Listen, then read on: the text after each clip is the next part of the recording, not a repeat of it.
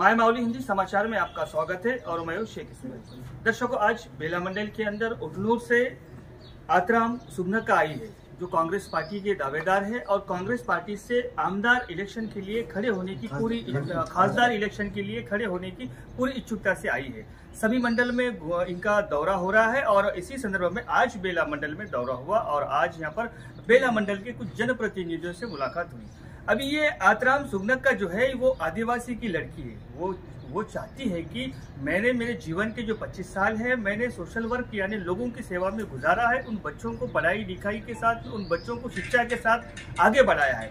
ये मेरे लिए काफ़ी नहीं है, क्योंकि मैं एक आदिवासी की बेटी हूँ। मैं कुछ ऊंचा सोचना चाहती हूँ। अगर मुझे खासदार की अगर टिकट मिल जाती है कांग्रेस पार्टी की तरफ से, तो मैं ये सेवा में और इजाफा कर सकती हूँ और उन इजाफों के साथ में लोगों की सेवा में रहना चाहती हूँ। मैं तो 25 साल से लोगों के बीच में हूँ, जनता के साथ में हूँ, उनके सुख दुख में हूँ, उनके हर छोटे से बड़े खुशी में गम में मौजूद हूँ।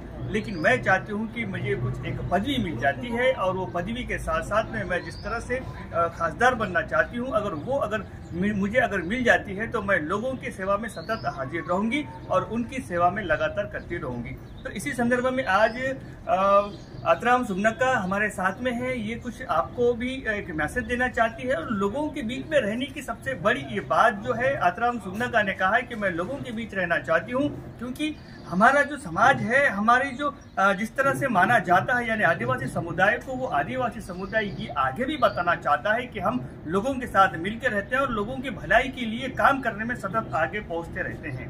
धन्यवाद और आप बने रहिएगा माय माउली हिंदी समाचार के साथ।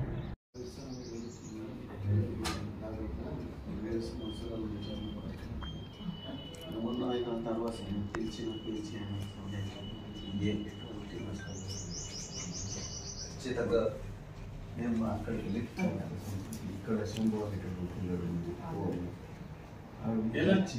ఆయన మస్తు సఫర్ పర్సనల్ అటువంటి వాళ్ళని పట్టి సుగుణ, నేను టీచర్ని.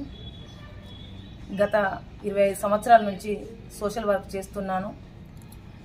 కాంగ్రెస్ పార్టీ అవకాశం ఇస్తుందనేసి ఆశిస్తూ నేను కాంగ్రెస్ పార్టీలో పార్లమెంట్ టికెట్ ఆశిస్తున్నా. ఈ యొక్క సమాజ నిర్మాణం కొరకు కాంగ్రెస్ పార్టీ ఎంతో కూడా 1950 నుంచి పనిచేస్తూ వచ్చింది. ఇప్పుడు కాంగ్రెస్ పార్టీ టికెట్ ఇస్తే, నేను గతంలో టీచర్గా పనిచేస్తూ సోషల్ వర్కర్గా పనిచేశాను కాబట్టి అప్పుడు తక్కువ పనిచేశాను. ఇప్పుడు ఎక్కువగా కాంగ్రెస్ పార్టీకి వస్తే నేను ఎక్కువగా ప్రజల మధ్యలో ఉండి ప్రజలకు సేవ చేసే అవకాశాన్ని కాంగ్రెస్ పార్టీ కల్పిస్తుందేమో అనేసి నేను ఆశిస్తున్నాను. అదేవిధంగా ఈరోజు బేలా మండలికి ప్రతి మండలిలోనే తిరుగుతున్నాను.